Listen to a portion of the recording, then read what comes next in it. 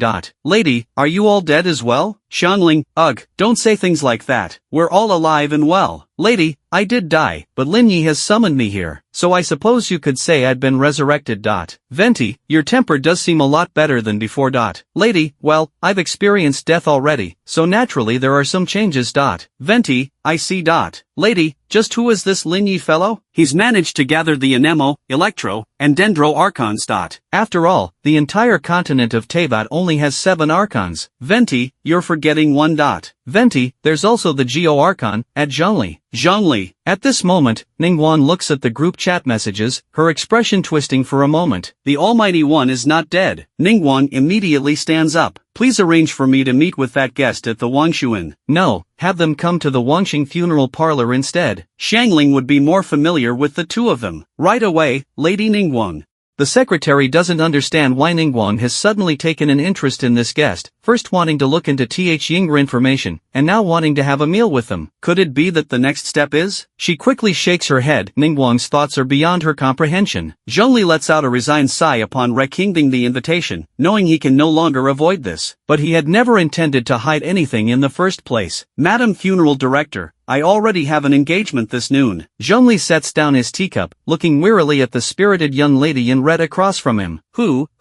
Can you introduce them to me? The more friends the better, you know? Maybe we can even expand our business to them someday. What do you think? Huto is as mischievous as ever, already hatching plans to get Ningguang's funeral business. Zhongli is quite exasperated. That won't be necessary. My friend is still quite young. Is it an adventurer? Our Wangxing funeral parlor loves adventurers, you know that, Huto says with a wink, never missing a chance to increase business. No, not an adventurer. It's Lady Ningguang of the Liyue Qixing. To avoid unnecessary trouble or Huto saying something outrageous, Zhongli simply states Ningguang's identity. Hutao's eyes widen. Wow, Zhongli, you've even gotten close to Lady Ningguang. How about this, you go and speak well of the Wangxing funeral parlor to Lady Ningguang today. Maybe we can become the sole designated funeral service provider for the Liyue Qixing. What do you think? Isn't my idea great? Hutao shakes her head and rambles on with her strange ideas. I'll consider it, Zhongli replies, having developed a perfect method of dealing with Huto after spending so much time with her. But that doesn't mean he can keep up with Hutao's train of thought. If Hutao were to also go to that world, Zhongli's gaze darkens slightly. What kind of countermeasures will Lin Yi come up with then? Whoa! Lin Yi exclaims, stunned at the sight before him. He had merely suggested Lady level up a bit and practice on some zombies, but with one tornado, the zombies were incinerated before they could even scream. When the skill's duration ends, all that's left around Lady are shimmering crystalline cores. Lin Yi picks them up, counting as he goes. A full 50 crystalline cores. Unbelievable. Everyone always says the characters are incredibly powerful in the story, but the versions we summon are weakened. But the lady I've summoned is in no way weakened. Suddenly, Lin Yi realizes the Genshin he's been playing is utterly mediocre. This is the true Genshin. Come, real Genshin, let me summon primordial ones. As Lin Yi's excitement swirls, Lady returns to his side. Those zombies were quite weak, about on par with Hilichurls, Lady comments. Gusha. The Pyro Archon Klee, wielding a shaman's staff nearly as big as her head, expresses her displeasure. Lady gives her a sidelong glance, the scathing remark on the tip of her tongue hesitating for a moment. A bit weaker than you. After all, Klee is now her colleague. Best not to antagonize her. Lady never imagined she would end up as colleagues with Hilichurls and Slimes, let alone that Lin Yi would introduce them so generously as your future comrades in arms. Comrades? She doesn't quite understand. But Lin Yi has given her a second life, so she should respect his preferences. I've had my fill. Is there anything I can help with? With so many crystalline cores, he can certainly extend everyone's battle time, so he's using them. That's when Xiangling arrives. Oh, another big sister. You must be Lady, right? I'm Xiangling, the chef from Wanmen Restaurant in Liyue. Xiangling greets Lady warmly, her bright smile infectious. As the wielder of the Pyro Archon's eyes, Xiangling holds Lady in high regard. After all, if she's been entrusted with the Archon's eyes, how bad could she be? Hello, Xiangling. In the past, Lady wouldn't have even associated with a mere chef. but for Lin Ye's sake, she nods and returns Xiangling's greeting. The next to arrive is Venti, who smiles cheerfully and waves at Lady, showing no trace of resentment. If anything, Lady is the one who feels a little awkward, averting her gaze. The others gradually arrive and introduce themselves to Lady, getting to know each other. After that, they head back towards the zombies. After a day and a half of experience, Lin Yi has used up all the crystalline cores in his possession to extend everyone's time here. Finally, they reach the level 4 zombies. Seeing the others one by one return to rest, Lin Yi takes a deep breath and looks to Lady. Now, I can only rely on you. Lady too has just experienced an exhilarating battle. Since becoming the Fatui Harbinger, she hasn't personally engaged with such low-level adversaries. The ones worthy of her full power are Teyvat's top-tier fighters. Increasingly restrictive limitations and formidable opponents have made her go into every fight with a resolve to die, rarely able to let loose. The zombie we're about to face is a level 4 zombie, capable of commanding a horde of lesser zombies across half a city. Lin Yi carefully explains to Lady. We must proceed with utmost caution in dealing with it. After carefully briefing Lady for a full 2 minutes, they enter the building before them. As soon as they step inside, a whistling sound comes from above. Without even looking, Lady tosses a fireball. Lin Yi turns back, but sees nothing. It's inside this building. We need to find it quickly, he says gravely. Lady nods, and they search floor by floor. But even reaching the top level, there's still no sign of the zombie. Strange, the Archon told me it was still here. Could it have left while we were fighting? A level 4 zombie that chickens out? Even level 3 zombies still dare to fight head-on. Lin Yi searches around one more time, but still can't find it. Saying it's getting late, he decides it's not worth wasting more time here and prepares to leave, grumbling. As the system-designated companion, Lady's time here is not limited, but today's battles have drained quite a bit of her energy. Saying no more danger around, Lin Yi decides to store her back. As he steps out of the building, a ting sound reaches his ears, the sound of a crystalline core hitting the ground. A sound he could never forget, even in his dreams. Lin Yi reflexively turns towards the sound, and sure enough, sees a beautiful crystalline core lying on the ground. Who's here recklessly throwing away crystalline cores? What a waste! Lin Yi hurries over to pick up the core, and reckings a system notification. Congratulations, host has obtained a level 3 crystalline core. A level 3 core can extend a character's deployment time by 1 hour, or convert to 40 primogems. Level 1 cores are 5 primogems, level 2 are 10 primogems, and level 3 are 40 primogems. Wow! Lin Yi feels his path to wealth is just around the corner. But wait, there was only meant to be one level 4 zombie here. Where did this core come from? Could someone have dared to kill the zombie before him? Hello? Anyone there? Lin Yi calls out, but reckings no response. He lingers for another half hour, hoping the person who dropped the core might come back for it, so he can exchange some insights. But he comes away empty-handed, returning home perplexed. How strange, someone killed a zombie without leaving Yingr name, not even wanting the core. Lin Yi idly plays with the core, utterly baffled. But regardless of who did it, the level 4 zombie in the new district has been eliminated, and his efforts these past few days have not been in vain. As long as he can help the safe zone avoid crisis, it doesn't matter to him who took action. As he leaves the district, Lin Yi finds his experience has reached the limit of level 44, just one step away from 45. And he's also saved up enough for a 10 pull, all from the battles. Lady's addition has greatly boosted his combat strength as well. All in all, this trip has brought him no small benefits. There are a few other matters he needs to address now. Lin Yi summons Zhongli. I'd like to summon a new companion. He gets straight to the point. Zhongli nods, unsurprised. Do you need my assistance? The only one who knows me is Lord Zhongli. Lin Yi firmly grasps Zhongli's hand. I don't need anyone particularly powerful. How about Yilan Sakura? Though Yilan is only a 4-star, her abilities are undeniable. With Lady on my side now, I have a greater need for elemental reactions. Yilan's raincutter can precisely apply hydro, and she's not too busy, fitting my needs well. Very well. Zhongli nods, then adds, if you're unsure who to summon, I can recommend someone to you. Who? Lin Yi asks instinctively. The Wangxing Funeral Parlor's manager, Hu Tao. As Zhongli utters that name, Lin Yi is taken aback. I know the Wangxing Funeral Parlor doesn't have the best reputation, but in this world teeming with supernatural entities, others may not be able to integrate as quickly. But Miss Hu has always been quirky and curious about everything, with a wide range of knowledge. If she joins, she certainly won't disappoint you. Zhongli thought Lin Yi was hesitant, so he proactively speaks well of Hu Tao. Will it affect my chances of summoning Yilan Sakura? Lin Yi, of course, is more than willing. No one desires Hu Tao more than him. No, it won't. Zhongli shakes his head. I'll do it. Lin Yi's expression brightens, nodding decisively without hesitation. If I can pull Hu Tao in this 10 pull, along with Yilan Sakura, then I'll have a proper main DPS and support setup. Afterwards, I'll have a well-rounded team composition that will greatly facilitate whatever I want to do. After discussing with Zhongli, I eagerly press the 10 pull button as soon as he leaves. The golden light flashes, and Hu Tao and Yilan Sakura appear before me simultaneously, both looking puzzled about how they ended up here. Oh my, so you're Zhongli's friend? Saying Zhongli, Hu Tao's guarded expression quickly dissipates as she greets him. As for Yilan, I've summoned Xiangling as well. Ah, it's Xiangling. Recognizing the familiar face, Yilan also visibly relaxes. I patiently wait for them to introduce themselves, then pull them into the group chat. I see, so this is another world where we can come on adventures. As a novelist, Yilan accepts the situation quickly. Hu Tao has long been curious about the world beyond Teyvat, and with Zhongli's recommendation, she's brimming with anticipation. This is so fascinating. For these two, eager and excited to start exploring, I first take them on a tour around. Sitting in the car, Hu Tao's excited cries echo endlessly. Yilan takes in the sights outside the window with rapt attention, already pondering how to incorporate this scene into her novels. I take the chance to send a message to Raiden Shogun. Lin Yi, I have the Jade Chamber's owner in my possession. Send me 50 mora, and I'll let you meet him. Raiden Shogun? Lin Yi, small-time business, don't wait too long. Raiden Shogun sends over a red envelope, which Lin Yi quickly opens. 50 mora, no more, no less. He summons Raiden Shogun, and the next moment, she appears next to Yilan Sakura. Where is the Jade Chamber's owner? Raiden Shogun asks Lin Yi sternly, already prepared to give him a good thrashing if he dares to dekingvi her. Ha! Yilan Sakura is first startled by this suddenly appearing woman, then shocked by her form of address. Yilan Sakura, this is the chief editor of Yingfold, Lady Raiden Shogun. You just said communicating with the Inazuma editors through letters was troublesome, right? Now you two can talk face to face. Lin Yi, driving the car, also doesn't miss Ying're conversation. Overwhelmed by this huge surprise, Yilan Sakura tries to stand up to greet Raiden Shogun, but bumps his head on the car roof, plopping back down with an ouch. Raiden Shogun's eyes crinkle in a smile, a mischievous glint in her gaze. So this is the famous Jade Chamber's owner? I've only heard of your name from the other editors, but this is the first time I've met you in person. What a pleasure. Greetings, Editor-in-Chief Miko. I've long heard of your reputation. In his correspondence with other editors, Yilan Sakura has often heard them mention this woman. In Yingr descriptions, Raiden Shogun is an awe-inspiring, all-powerful figure, not just the Shrine Maiden, but the founder of Yingfold as well. All the editors idolize her. Master Jade Chamber's light novels are quite popular in Inazuma. Many people love your works, and I, too, never imagined the author of such excellent pieces would be so young. Truly admirable. Raiden Shogun says these polite words, leaving Yilan Sakura flustered from the high praise. Not at all, Editor-in-Chief Miko, you're too kind. I'm just scribbling away, I don't deserve such lofty praise. As the two engage in mutual compliments in the back, Hu Tao turns to look at Lin Yi. Lin Yi, is there a lot of dead people around here? I wonder if they'd be interested. They have no mora. Lin Yi quickly interjects. Can't say I'm surprised that it's Hu Tao. Even in this world she's still TRing to do business. It's just a shame that the streets are filled with zombies who have no mora to pay her. Ah, what a pity. Hu Tao shakes her head, having hoped to expand the Wanxing Funeral Parlor's services to this world. While we can't arrange funerals for them, if you're willing, I can help these zombies find Yingr peace. We often encounter scattered zombies on the roadside, mindlessly wandering since they can't detect the scent of the living. They've lost all self-awareness, mere flesh and blood puppets now. The Chinese believe in being laid to rest in the earth, not left to roam endlessly as these undead. Putting them to rest would be a form of giving them peace. Sure enough, as soon as I mention this, Hu Tao perks up, intrigued. You found the right person for the job. I have the most experience with this. Hu Tao thumps her chest confidently, promising to treat these zombies with the utmost care. She has me stop the car in an area where the zombies have gathered. On the way to the safe zone, we have to pass through a village, and one section seems particularly overrun. Likely there are survivors holed up inside. I park the car, and even Raiden Shogun, drawn by Yilan Sakura's presence, surprisingly doesn't leave. The four of us disembark, gazing at the zombies in the distance. Let me try, Hu Tao says eagerly, eyes sparkling as she charges in, gun ablaze. With each thrust, a butterfly-like pattern ignites, spectacularly beautiful. Why is my energy draining so fast? Hu Tao mutters, glancing at her skill bar. I pretend not to have heard. I don't have enough primo gems to get her constellations or her signature weapon, so she's stuck using Zhongli's black cliff pole. Maybe I should pull on the weapon banner. Before I can ponder further, Hu Tao is already waving at us from the shop's doorway. Come quickly, you have to see what I found. Brimming with energy, the zombies surrounding the shop are clearly no match for her. Since the zombies have been cleared out, we can finally get a good look at the building that was surrounded. It turns out to be a funeral supplies shop. However, being located in a rural area, it doesn't have a prominent sign, just a simple placard at the entrance, easily overlooked. What excites Hu Tao is the wreath Ying on the ground by the door. The vibrant yellow and white chrysanthemum design, the in memoriam written in bold black, clearly meant for the deceased. This is quite nice. If we could use something like this in the rituals at the Wangxing funeral parlor. Hu Tao muses, already brimming with new ideas. The dream of opening a Wangxing funeral parlor branch in this world hasn't yet been realized, but Hu Tao has already gained plenty of inspiration from this little funeral supply shop. Many of the items here are novel, things the Wangxing doesn't carry. I help Hu Tao open the roller door, revealing the caskets, wreaths, and other funeral goods inside. They may not be the most refined, even looking a bit eerie, but Hu Tao examines them with keen interest. Yilan Sakura and Raiden Shogun are engrossed in a discussion about novel details, so I head inside alone. With all those zombies surrounding the store outside, there have to be survivors within. Just because the storefront is empty doesn't mean the backyard is. Pushing open the door, I find a small, independent courtyard. A vegetable patch has been cultivated, and in the corner stands a peach tree, its trunk haphazardly carved, clearly the work of an amateur. I glance around, then call out, I've cleared the zombies outside. Heading back, I make sure to securely close both the store and the courtyard doors, in case someone suddenly emerges. We should get going soon, before it gets dark. We need to reach the safe zone. Hu Tao has collected quite a haul, ready to research them thoroughly. But shouldn't we let the owner know we took Yingr things? Yilan Sakura asks, glancing back apprehensively. These things weren't really being used anyway, and you all helped clear the zombies, so consider it a gift. At that moment, a frail figure emerges from one of the doors. The young man is wearing a loose Taoist robe, holding a small wooden sword akin to a child's toy. His youthful face bears a touch of timidity. Really? Then thank you very much. He shrinks back a bit, speaking cautiously. If you like, you can take the other things as well. He's never seen anyone interested in these items before. Oh my, how gracious. Lin Yi, can your car fit all this? Hu Tao rubs her hands together eagerly, looking to Lin Yi. Lin Yi nods. You can go ahead and get in the car, I'll load everything up. The car itself won't work, but his system inventory can handle it. Wonderful. Hu Tao cheers, handing the items to Lin Yi. I want all of this. She gestures broadly. Lin Yi has a vague sense of déjà vu. I'll pay you in Mora, and you can give the owner here the local currency as payment, like I bought it all. As the Wangxing funeral parlor's archon, Hu Tao is quite generous with money. She pats Lin Yi's shoulder and hooks an arm around the young man, leading him back to the car. He seems unsure, but doesn't know how to refuse, allowing himself to be guided away. Raiden Shogun and Yilan Sakura have already left, leaving only a message saying they need to prepare a new book and will return when it's time to hand things over. It won't be long before Yingfold publishes a new work by the Jade Chamber's owner. Lin Yi stores away the items, thoughtfully closing the doors behind him before returning to the car. Hu Tao is already animatedly chatting with the young man, though the content. What's the usual process for sending someone to Yingr rest here? Generally, we first contact the deceased's family, provide the funeral attire and casket, then coordinate with the hired Swana band. The young man has grown up in this family business for over 30 years, so he knows the details well. He answers Hu Tao's inquiries thoroughly, her eyes shining brighter with each response. This funeral ritual is simply wonderful. I must promote it throughout all of Liyue. Hu Tao exclaims. The young man looks puzzled. But who would even want a funeral right now, with all the zombies around? Funerals are lively events, which would surely attract many zombies. Having them gather like that would be disastrous. We don't have any zombies where we're from, Hu Tao waves dismissively. The young man's eyes widen. They were all cleared out? Some powerful adepti guard the perimeter, preventing the zombies from entering, so it's peaceful where we are, I explain, Ying to avoid raising his suspicions. Hu Tao nods, chin in hand. Yes, others are bearing the hardship for us, allowing us to enjoy such tranquility. While Liyue has entered the era of human governance, the adepti have not truly departed. Yingr involvement in the recent battle with Ojal is undeniable. They must be incredible, the young man says, clenching his fist with admiration. When I grow up, I want to become someone like them, to protect everyone. Wonderful, such spirit. Hu Tao applauds. Keep working hard. The young man blushes, bashfully lowering his head. But I'm actually very timid. I can't do anything right. Couldn't even protect my own family. Those words were just empty talk. I could never actually do it. His voice is barely a whisper, his fist gripping tightly. Clearly, he's reminded of some sorrowful memories, his eyes rimmed red. No, you can, Hu Tao says firmly, meeting his gaze. As long as you believe in yourself, you can accomplish anything. And even if you die along the way, I can provide you with a full funeral service. I twitch at the corner of my mouth. Is this really how you make friends? Thank you so much. We've just met, and you've already been so kind to me. I don't even know how to repay you. Rather than being offended, the young man becomes emotional, eagerly grasping Hu Tao's hands with tears in his eyes. No need, you gave me all those things, didn't you? I'm so glad to have a friend as generous as you. I believe our friendship will last for a long time. Hu Tao gives him a radiant smile. Of course. The young man nods vigorously, his eyes shining with hope for the future. Lin Yi sighs. Looks like he's the only normal one in this car. Sensing his unease, Hu Tao leans forward. Don't worry, Lin Yi, I haven't forgotten about you. If you die too, I'll make sure to give you a full funeral service as well. Isn't that thoughtful? Lin Yi is at a loss for words. The young man's name is Lin Xueqing. His grandfather was a coffin maker, and his parents ran a funeral supplies business. After the apocalypse began, his grandfather turned into a zombie and killed his mother. His father left to lure away 2 zombies, and hasn't returned since. Lin Xueqing has been hiding in Th Yinger home, living off the remaining supplies, but often going hungry. Someone apparently threw a piece of raw meat near Th Yinger door, attracting zombies, and trapping him inside his room until Hu Tao and Lin Yi arrived. How did you see the raw meat being thrown, when you can't even see out from the store? Lin Yi asks. I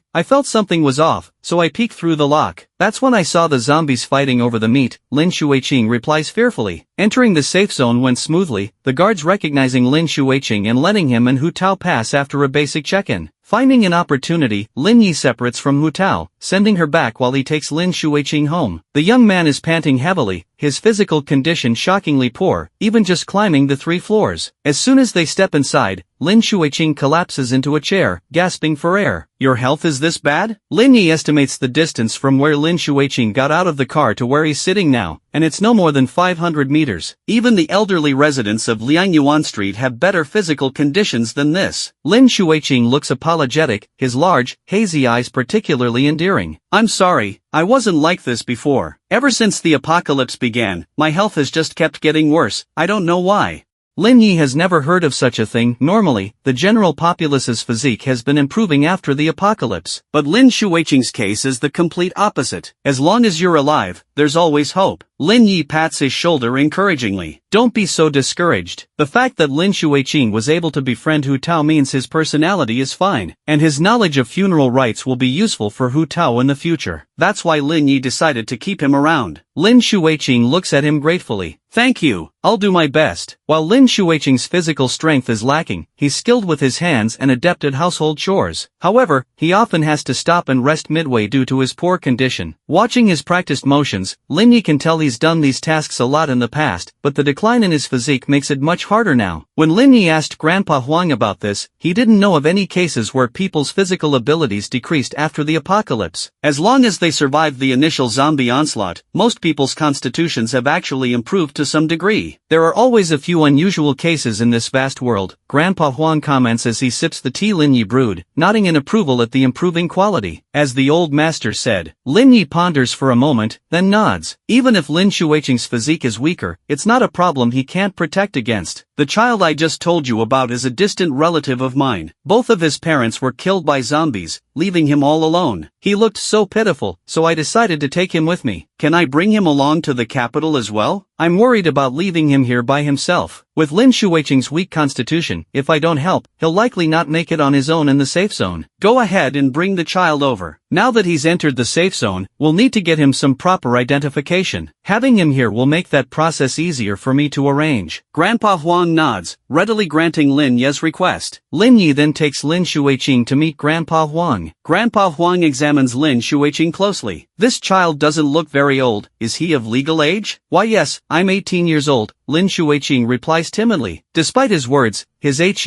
barely reaches 1.6 meters, and he's incredibly thin. If he hadn't presented his ID card to prove his age, everyone would have assumed he was only 14 or 15. Such a slender young man is quite rare these days. Wait a moment. ID card? Lin Yi looks at the gender listed on the ID, his expression twisting. You're a girl? He had assumed Lin Shuiqing was a boy all this time, but the ID clearly states the opposite. Yes. Lin Shuiqing responds, startled by Lin Yi's sudden outburst, her large eyes filled with bewilderment. Isn't this your relative? How can you not know if he's a boy or a girl? Grandpa Huang asks, somewhat exasperated. What kind of unreliable relative is this? He is a relative, but I only knew his parents, not him personally, Lin Yi explains, his mood becoming complicated upon realizing the young person before him is actually a girl. This is just too strange. A young girl wandering alone is indeed unsafe. She can come with us, Grandpa Huang says. He takes out a seal and personally writes a recommendation letter, handing it to Lin Yi. If anyone questions her identity, just show them this letter. With Grandpa Huang's prestigious recommendation, Lin Shuiqing's identity will not be challenged, even in the capital. Having settled Lin Shuiqing's identity issue, Lin Yi feels a yank lifted off his mind. He starts browsing through the group chat logs. Hu Tao is an action-oriented person. After returning, she quickly updated the Wangxing funeral parlor's services, and the recent rituals have received unanimous praise from the families. Excited, Hu Tao has proactively sent invitations to the group, asking everyone to come observe and even experience the rituals at the Wangxing parlor. However, the response has been quite sparse. After all, most people are doing just fine, and have no desire to go on a journey at this time. Apart from that, Teyvat has been relatively peaceful lately. Even Natlan, with the death domain under control, rarely sees the Archon anymore. But during this quiet period, Zhongli has been the busiest. As Hu Tao has expanded the Wangxing funeral parlor's business, there has been a surge of orders, mostly from the miners of the chasm. Everyone has ordered numerous wreaths, but Hu Tao can't make them all herself, so she's been rallying the parlor staff to help. Zhongli has been drafted as labor. Xiao, every time he sees the messages in the group, is seething with dark energy, wishing he could go replace Zhongli so the latter can rest properly. But he has his own matters to attend to as well. Ningguang rarely speaks in the group, but whenever she does, she sends a large red envelope, earning her the nickname of Rich Lady among the group members. Even Xiao has become more familiar with her. More and more chasm miners have been going missing. The families have been placing wreaths around the chasm entrance, and some say they've heard strange noises from within, even seen illusions, Ningguang says, her gaze narrowed, an aura of authority naturally exuding from her. The others in the room lower their heads, not daring to meet her eyes. This matter needs to be properly addressed for the sake of those families. Who shall take responsibility? Ningguang steps forward from the Yings, clad in a sapphire gown with a snow-white cloak draped over her shoulders, a hydro-elemental eye on her leg glowing. Her emerald gaze is obscured by a lock of deep blue hair. I will handle it. Very well, Ningguang replies. I await your good news, Ningguang says approvingly. Ningguang has never disappointed her. She is like a fragrant lily blooming in the night, beautiful yet shrouded in an air of mystery. I know the chasm well, Ningguang states calmly, standing at the entrance and gazing down into the endless abyss below. The chasm is like a gaping maw, ready to swallow all who enter, but she will not be consumed by the depths. Ah! Lin Shuiqing jolts awake, her body drenched in cold sweat. She opens her eyes in terror, looking around the quiet room as her heart races. In her nightmare, hordes of zombies were rapidly approaching, overtaking the entire safe zone. People were awakened from the night, only to be greeted by a hellish scene. Wails of anguish echoed all around as the safe zone descended into chaos. Is this the dream you had? Lin Yi asks, his brow furrowed after hearing Lin Shuiqing's description. It hasn't been long since the safe zone last experienced a zombie onslaught. How could it be happening again already? Yes, zombies were everywhere, and no one could escape, Lin Shuiqing replies, her face pale and trembling. The haunting scenes from her dreams still linger, leaving her unsettled. Besides that, do you remember anything else? Lin Yi inquires. Lin Shuiqing's recollection is hazy and disjointed. When pressed further, she mentions that everyone was asleep at night, and the zombies were approaching from the south as far as the eye could see. I'll go speak with the safe zone leader about this. You wait here at home, Lin Yi says urgently, quickly dressing himself despite the late hour. He takes Lin Shuiqing's words very seriously. Lin Shuiqing reaches out to tug at his sleeve, asking nervously, aren't you worried I might be Ying? Perhaps it was just a dream, like how he initially dismissed the dream of the apocalypse. But then, do you believe these things are true? Lin Yi counters. Lin Shuiqing woke him up in the middle of the night, her fear and panic undeniable. Most importantly, the system has identified her as an 18-year-old female with special abilities. The system developed the ability to discern others' identities the first time Lin Yi encountered a powered individual. If he so chooses, he can verify it at any time. It's unlikely Lin Xueqing's physique would have deteriorated after awakening her abilities, unless her power is something special, like premonition. Lin Yi's accommodations are not far from Lu Wenhong's place. He makes his way there, the guard at the door saluting him. At this late hour, Mr. Lin, what brings you here? They ask, knowing the relationship between the two men, but this is the first time Lin Yi has come so late. I have an urgent matter to discuss with him. Please let him know I'm here, Lin Yi says solemnly. The safe zone's defenses are still not fully developed. If a true zombie horde were to arrive, the zone would be utterly defenseless. Lu Wenhong emerges still half asleep, not immediately understanding the urgency. Aren't we supposed to head out tomorrow? A zombie horde is coming, Lin Yi states bluntly, causing Lu Wenhong to jolt awake. After the last incident, he is highly sensitive to the mention of a zombie threat. Where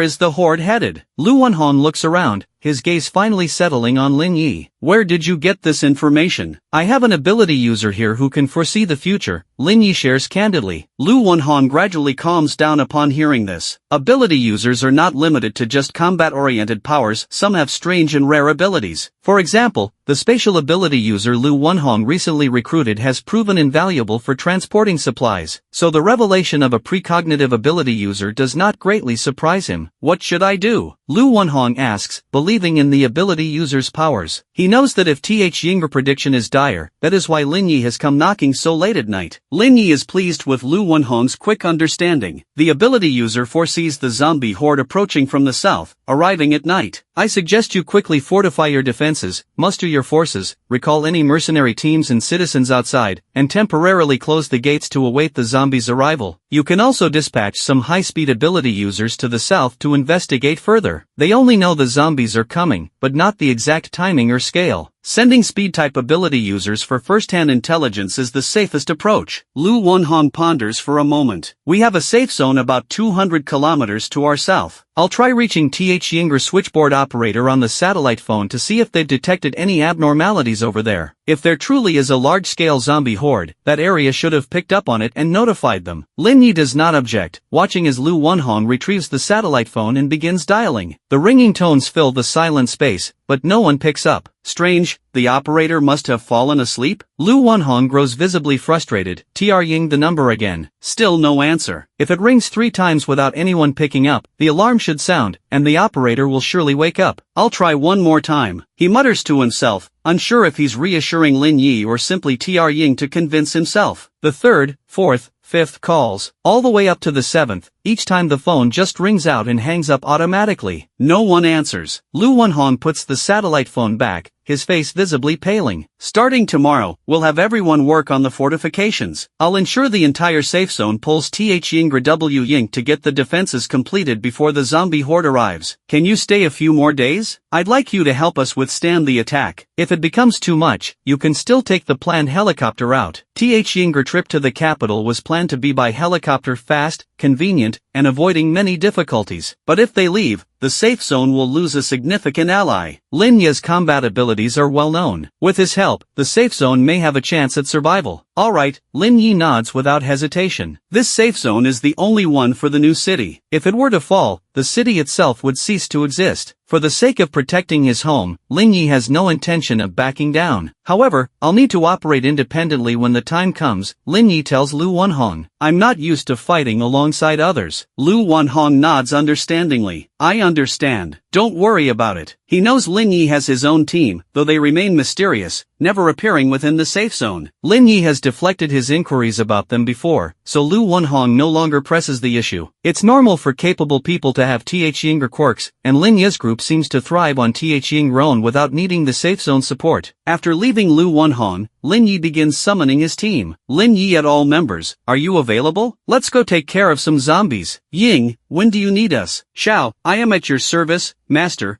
whenever you require it. It seems the late hour has only drawn responses from these two for now, but Lin Yi doesn't mind, quickly explaining the situation. Ying and Xiao both immediately agree to help, and the others will likely reply once they wake up. Lin Yi bids them goodnight and returns home, only to find Lin Xueqing still waiting, sitting on the sofa in the dark. When Lin Yi turns on the lights, he sees her hands clenched tightly, eyes glistening with tears. This sight startles him. What's wrong? Could someone have come to bother her while he was away? But that seems unlikely, as this is a military-controlled area. There are strict security checks outside, and hourly patrols effectively barring any unauthorized entry. Lin Xueqing shakes her head, wiping the tears from the corner of her eyes. I'm just afraid. She fears misspoken words, and that the events from her dream might come true. I've already talked to the district leader in the safe zone, and he will strengthen the vigilance against the zombies in the near future. We'll depart a few days later, and if the zombies come during this time, we'll go together to help fight them. Even if there is a zombie tide, that would be an event in the future. There is no predetermined fate. As long as you are willing to change, it is never too late. He patted Lin Xueqing's head and gave her a bowl of poisonous chicken soup, then coaxed her back to bed. Since he was so disturbed during the night, Lin Yi naturally woke up a little later the next morning. Squinting his eyes, he opened the group chat first thing. At this time, everyone had already woken up, and his words from yesterday had sparked a heated discussion. They had fought for the safe zone together more than once, and after knowing that the safe zone was facing a crisis, they all showed great enthusiasm. It's just that there are only 5 spots, and in order to get the chance to fight alongside him, everyone can be said to be pulling out all the stops. Xiangling, how could I be left out of this? Guoba and I will fight the zombies well. Hu Tao, helping the zombies pass on is my responsibility as the funeral parlor director. Hu Tao, Zhongli, isn't that right? Zhongli, director, don't make a fuss. Hu Tao, you see, Zhongli has agreed. Kli also wants to go, wants to play with everyone. Ningguang, I'd like to go see it too. Ningguang, occasionally relaxing wouldn't be a bad thing. Raiden Shogun, if Ying is going, then I'll go too. Merchant, Mr. Lin has helped me a lot, if I can be of assistance to him. Shichi can help. Narakami, I can help Lin Yi collect materials. Alhaitham, busy, you all go. Venti, so many people want to go, then I won't go, leave the opportunity to you all. It's quite obvious that Venti and Alhaitham's slacker remarks stand out when everyone is enthusiastically promoting themselves. As the master of slacking off, Venti, and the typical example of someone who never works overtime, Alhaitham, saying such things doesn't surprise Lin Yi at all. Whenever he gets to pull Rosaria, he'll definitely have her exchange some ideas with Alhaitham. He has a feeling that these two will definitely have a lot in common. For now, everyone wants to go, but there are only 5 spots. Lin Yi is a bit troubled. He doesn't want to disappoint everyone, but given the current situation, he has to make some choices. Lin Yi, how about this? Everyone forms teams, and a few of you come out with me each day. Lin Yi, I'll try to be as fair as possible, so that everyone has an equal chance to come out. It's hard to please everyone, with so many people, he doesn't want to hurt anyone's feelings. Yingther. Although everyone is not too willing, Lin Ye's proposal is indeed the fairest plan. After some arguing, the teams are finally formed. At this point, Lin Yi doesn't care about elemental reactions or anything. With his many divination eyes, he can coordinate with anyone. I myself have become the utility character. Early in the morning, Old Master Huang rushed over after hearing about this from them. Lin Yi shared his thoughts with him, and Old Master Huang seemed very worried. Whenever the safe zone encounters difficulties, you always charge to the front line. This is indeed good for the safe zone, but personally, I still hope you can cherish your life more and not always put yourself in danger. Old Master Huang truly treats Lin Yi as his own junior, and he is always worried about his safety whenever Lin Yi wants to rush into the fray. Someone has to do these things, and compared to others, my chances of survival are a bit higher. To avoid unnecessary deaths, going is the best choice. This is the conclusion Lin Yi has reached after much thought. Traveling with the speed-type ability users, he can not only protect them, but also stay behind the zombie horde and clear out some zombies, weakening the zombie tide. Old Master Huang couldn't persuade him, and could only sigh and nod. If there's any lack of supplies, just tell me, I'll help you prepare them. Lin Yi originally wanted to refuse, but Old Master Huang insisted. To improve Lin Yi's chances of survival, he had people prepare anything and everything he could think of that could help Lin Yi, including grenades, single-person rocket launchers, and even armor-piercing rounds. But even so, Old Master Huang still felt it wasn't enough, wishing he could arrange a tank for Lin Yi to drive out. Lin Yi had never seen so many firearms and ammunition in his life, and kept telling Old Master Huang not to prepare anymore. But the boxes of bullets still kept coming. These are all non-renewable resources, and since Old Master Huang is willing to invest so much into him, Lin Yi will definitely not let him down. Handing Lin Xueqing over to Old Master Huang, Ling Yi set out from the safe zone in the vehicle. The speed-type ability users were faster than he had imagined, and he could only keep up by driving the vehicle. But not long after leaving the safe zone, those speed-type ability users suddenly stopped. What's up ahead? Lin Yi quickly went into a state of alertness, gripping the handgun old Master Huang had given him for self-defense.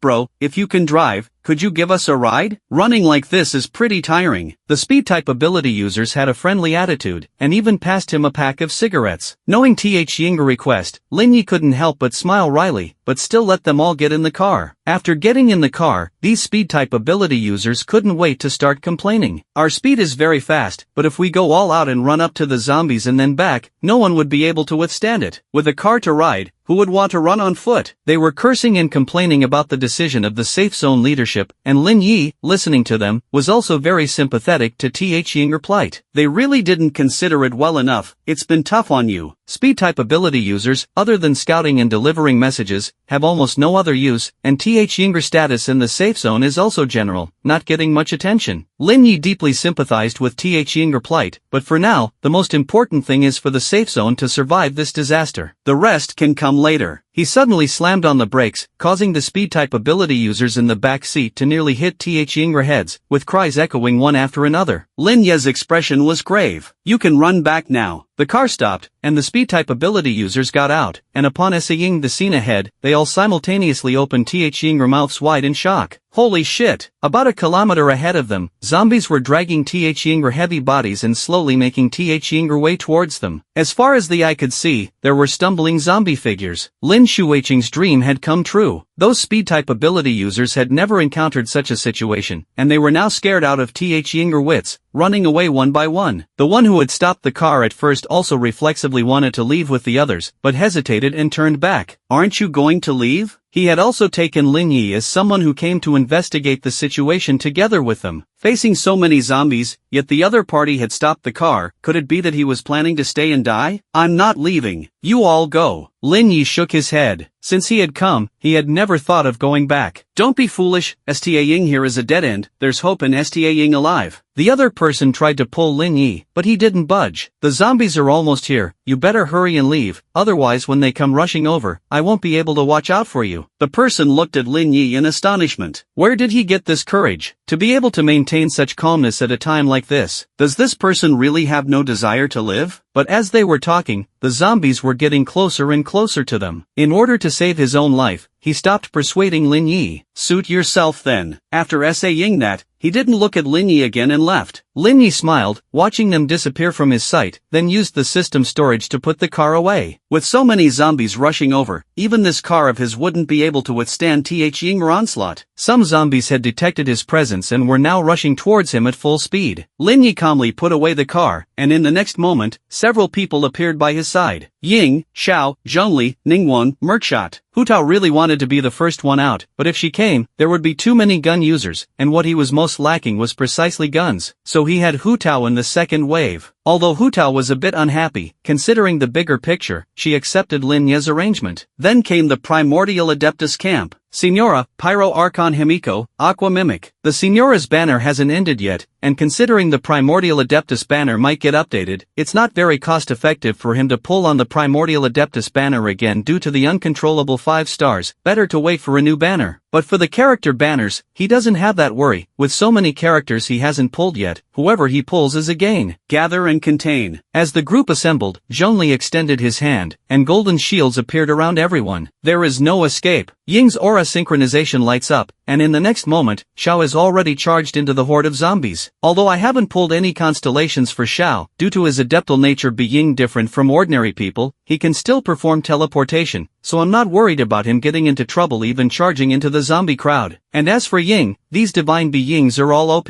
Signora and Pyro Archon Himiko don't even seem afraid, and Aqua Mimic is just stupidly following Pyro Archon Himiko, not realizing the predicament they're in. To ensure the HP of the main carries, Merkshot has also joined them on the front line.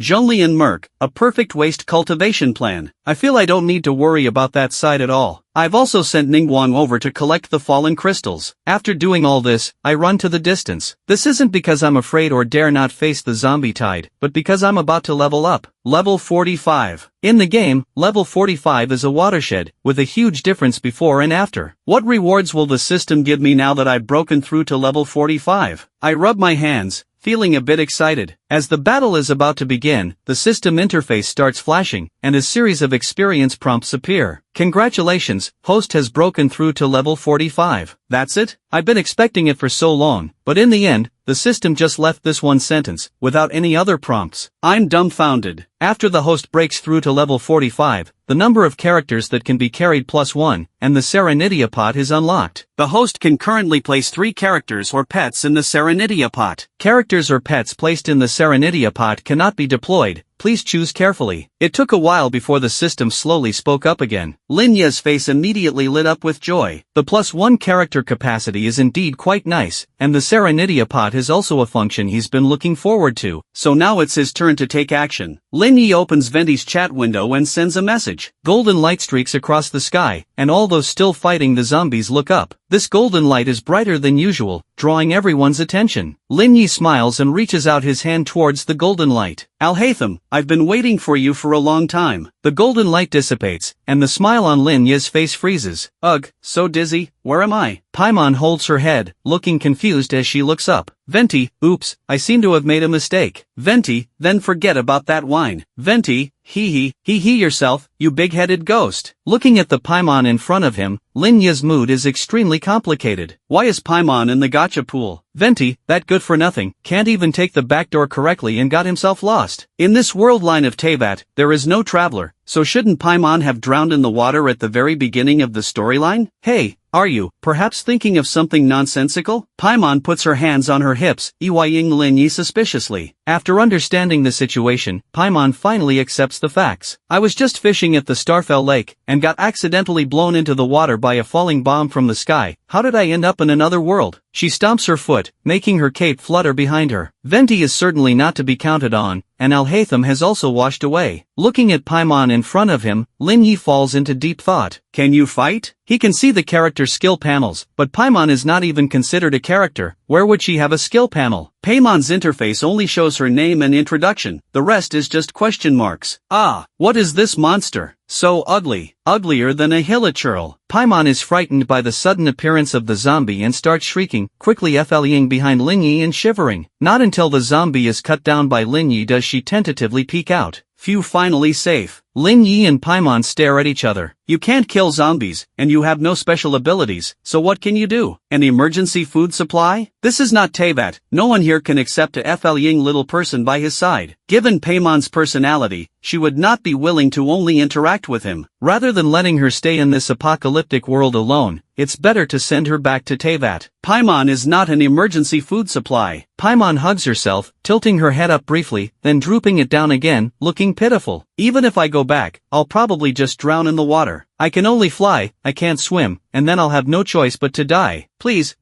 don't make me go back, just let me stay here, okay? I'm very capable, I can fetch things, scout ahead, do anything, please, I really don't want to die. Her eyes well up with tears, and the look she gives Lin Ye is heartbreaking. In the end, Lin Ye still softens. In the game, Paimon always fearlessly followed the traveler, no matter the situation. He didn't know that without the traveler, Paimon would be living so miserably. He shakes his head in sighs. Alright, you can stay. Paimon cheers. Thank you, you're such a good person. Don't speak yet, your voice will attract the zombies. Come on, let's go help the others. Lin Ye had originally thought that if he pulled Al-Haytham, with Al-Haytham joining the battle, Zhao's situation would certainly improve greatly. But he ended up with Paimon instead. He can only go out to the battlefield himself now. Paimon watches Lin Ye head towards the zombie horde, filled with fear. But in order to not be abandoned by Lin Ye, Paimon follows him. The zombie tide is being led by zombies, so not many zombies have surrounded them. The rest are still rushing forward. However, even though the two have been delayed here, the zombie tide has not passed, and there are still a bustle of zombies crowding forward. Lin Ye's heart sinks. There are so many zombies, even if the newly opened safe zone puts in Yinger full effort, they might not be able to resolve it. Why did you come back so quickly? Who's the little one next to you? Say Ying him return. Ying is a bit surprised. Quickly, Lin Yi puzzledly takes out his weapon. By the time calculation, this round trip should have taken at least half an hour, right? Yeah, you just went over there and came back. Ying nods. She had just finished her big move and was still recharging, so she had time to chat with Lin Yi here. Lin Yi turns his head to look at Paimon. Paimon has a completely innocent look on her face. I knew it. How could Paimon not be able to do anything? This one is cheating. She's Paimon, a new companion. But she's a bit special.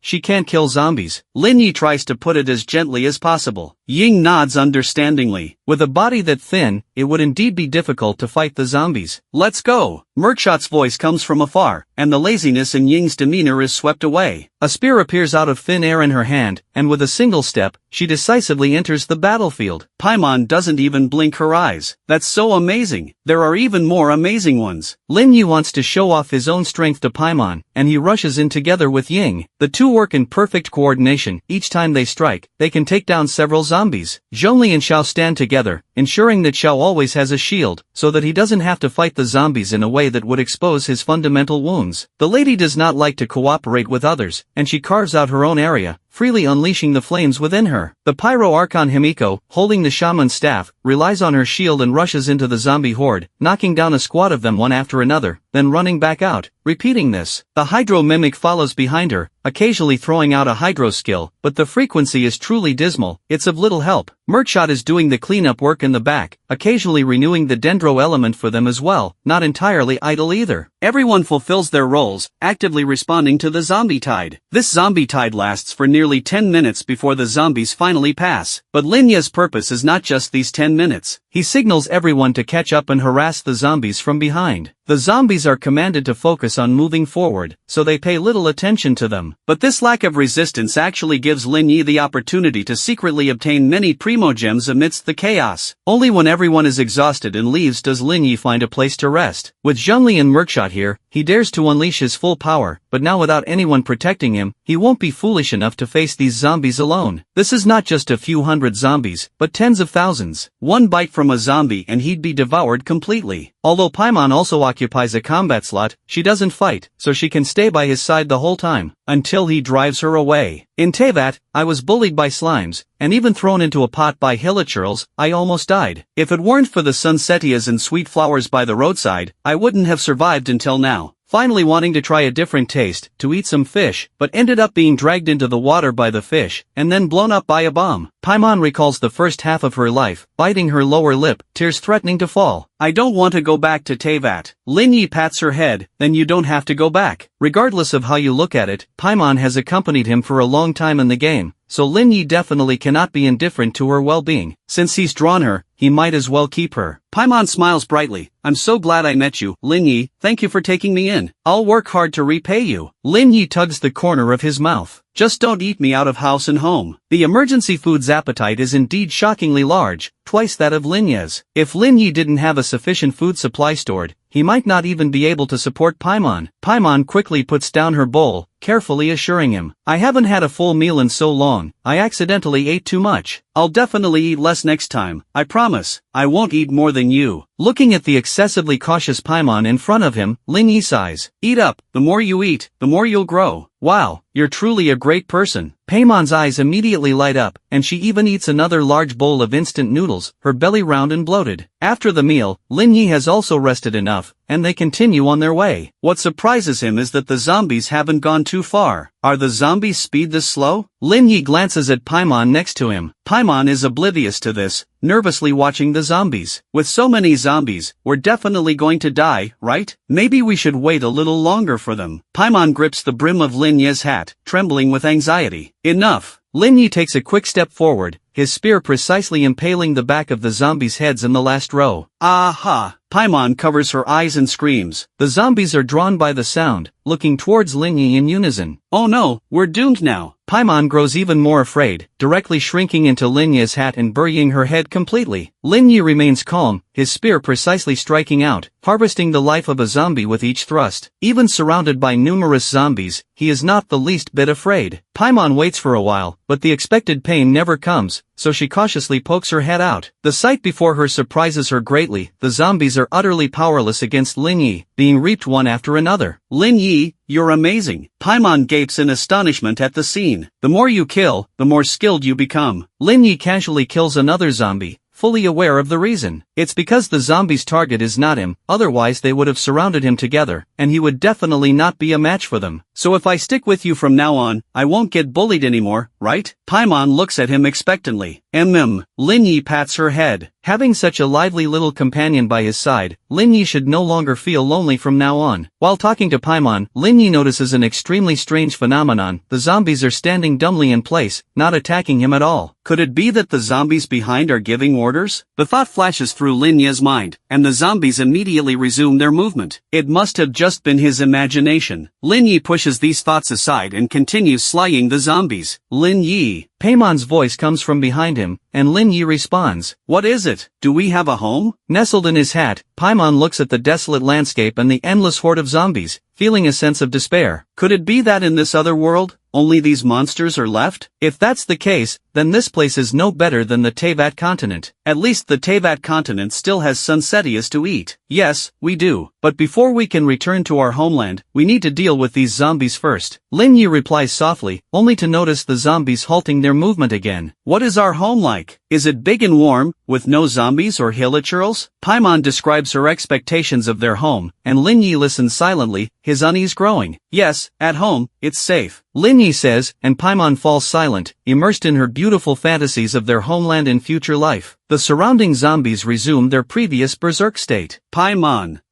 Looking at the zombies around him who have stopped, Lin Yi can't help but curve his lips. He now understands Paimon's ability. No wonder she is the most special existence in the Genshin Impact game, and has always been the traveler's guide. Paimon's ability is a passive trigger. It can be called a bug-level existence. Time stop. As long as he is in dialogue with Paimon, he can trigger time stop. This is pretty much the same as the in-game setting. But in reality, this is just too unfair. During the time he and Paimon are conversing, he can do other things as well. But the time itself remains static. Even though certain countries' films about a nice, daily life, their abilities are not as bugged as Paimon's. This is an undeniable cheat. Lin Yi engages Paimon in conversation, while unleashing a one-sided massacre on the zombies. The only problem is that during the time stop, his skill cooldowns do not refresh, so he cannot use his own abilities. But this problem is nothing compared to the sheer overpowered nature of this ability. Lin Yi speaks until his mouth is dry, then takes a break. By this point, he has already killed several hundred zombies in a row. When time resumes its flow, the zombie king turns back in puzzlement. How did so many zombies suddenly disappear? Weren't they all just here? Lin Yi summons Merkshot to help him collect a batch of crystalline cores, and watches as the primogems quickly jump to over 1,600, his face breaking into a delighted smile. Now he can pull Alhaitham-sensei. No, wait a minute. Lin Yi stands up, looking at the horde of zombies before him. Even if he were to summon Alhaitham, it wouldn't significantly increase the clearing speed. The true master of group combat, the god-tier AoE character, is Prince Dainsleif. Prince Dainsleif's Riptide mechanic allows him to excel in one versus many situations. After all, this is the Dainsleif who keeps getting stronger with each version. Lin Yi's eyes gleam with eagerness as he sends a message to Zhongli. Lin Yi, I want to summon the prince, can you help with that? Zhongli, he has already departed from Liyue. Lin Yi, is that so? If Dainsleif can only be pulled based on the Cryo Archon's character, then he might have to wait for a very long time. After all, he hasn't even gotten the Cryo Empress yet. Lin Yi reckons that there might be other factors preventing him from acquiring these divine figures. Zhongli, you can give it a try. Lin Yi is still feeling disappointed when Zhongli's message arrives. Lin Yi immediately jumps up. Lin Yi, then I'll start now. As he presses the button for the 10 pull, Lin Yi watches the golden light appear, filled with anticipation. Wandering through wind and rain, barefoot, with a sword in hand. My name is Yao Yao Feng Yuan, a wandering Ronin. Yao Yao Feng Yuan gives a slight bow, meeting Lin Yi's gaze. Lin Yi is instantly petrified. Wasn't it supposed to be the prince? How did it go wrong again? Damn it! Even if he's unlucky, he can't mess up 2 consecutive times, can he? Zhongli, it seems that the foreign dwellers of Liyue are not limited to just the prince. Zhongli, foreigners have too many variables, making them difficult to control. My apologies. Lin Yi, no worries, I'm grateful for Zhongli's help. Lin Yi, I'll contact you again next time I want to summon. The first time he pulled was Paimon, who has the ability to stop time. The second time was Yao Yao Feng Yuan, who is even referred to as the Leaf Heavenly Emperor. Either of these two is not a loss for him. Lin Yi explains the situation on his end to Yao Yao Fengyuan. Although the shogun has not issued a bounty order, Yao Yao Fengyuan's clan was still destroyed by bandits, forcing him to flee to Liyue. He is now still working under the northern deity. These zombies are rampaging across the land, bringing calamity to the people. They should indeed be eliminated as soon as possible. Yao Yao Fengyuan is a newly summoned character, not constrained by previous time limits. He still has 5 hours of deployment time. However, with Yao Yao Fengyuan here, Paimon's time-stopping ability can no longer be used. Otherwise, freezing Yao Yao Fengyuan as well would be more detrimental than beneficial. Yao Yao Fengyuan's skills are also quite helpful for group combat, and he and Lin Yi work in perfect synergy. It's not until Yao Yao Fengyuan's deployment time is up that Lin Yi collapses to the ground, panting heavily. Calculated this way, he has been fighting for 12 hours straight just today. The sky has long since turned dark, with stars twinkling overhead. Paimon also lies down next to him, gazing at the stars overhead. The stars here are different from those in Teyvat. As Paimon looks, she notices something. The moon is not round, it's crescent-shaped. She gestures to demonstrate. There are so many differences between this world and Teyvat. People have their joys and sorrows. The moon it's waxing and waning. The moon is not always the same, it's only full on the 15th of each month. Lin Yi explains gently, and Paimon becomes interested. Why is that? Listening to Lin Yi's soothing science lesson, Paimon soon drifts off to sleep. The nearby zombies have all been swept away by the massive horde, so even resting in the wilderness, they are quite safe. Sleeping until dawn, Lin Yi does a quick tidy up, eats something, then takes out a vehicle from his backpack and starts driving. Paimon sits in the vehicle, seeing this mode of transportation for the first time, and appears extremely curious, poking her head out to look around. The rapidly moving vehicle creates a strong airflow that nearly blows Paimon out, forcing her to cling tightly to the car window. It's so fast.